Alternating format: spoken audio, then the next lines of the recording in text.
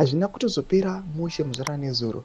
Vatoona kuti aiwa vakomana vese vanhu opposition the ruling swap vakanga vakagadha vakagara pasi vanonyatsokuudzwa mafinal election results. Vatoona kuti vanhu vakapedzera vaboycota nokuda kwekuti vanyatsokuona kuti ECN chaiyo aiwa yangofanana nezek yemunyika yeZimbabwe zvanyatsokuvagwadza. Sara pena mashoko anobuda nyerwa panapa zuva ranhasi ndipo paipe patokuti ibva wasubscribe ulike utina on the bell. Wachipita paendo hit Namibia vakomana vanobuda chiposti this picture ramuri kuona aiwa maopposite leaders emunyika yeNamibia. Aiwa panapa munyatsokuona kuti these guys vanyatsokusuwa zviso zvavo zvanga zvisikana kutongofara.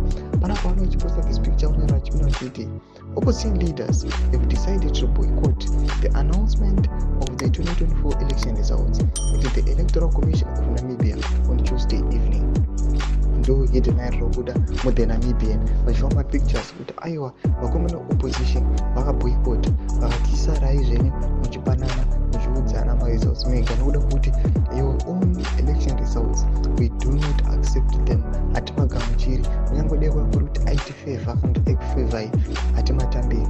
Mashoko atoona kuti aiwa kuNamibia vanhu panapa aiwa swapo chaicho havachatogohidi sezvinokuitika nyika yeZimbabwe. People they are not happy nemahedhulero akaitwa mapozi awo. Zvatiri kuona kuti aiwa kana muchitokuona zvatongotanga kudai makutoexpecta kuti aiwa Namibia ichitoparara sezvamuri kuona mascandals ari kutongoitika kana muri semunyika yeZimbabwe hatichatauri tichiexpectai kunyika aiwa yeNamibia sezvamanzwa vakomana ve affirmative repositioning vataura mashoko uchiti aiwa vakomana veZANU-PF regional cancer kana mukatongoona swapo yakutongotamba navo chitoexpectai kuti nyika yenyu yatoparara. Tudze mafungiro enyu pina comment section yedu.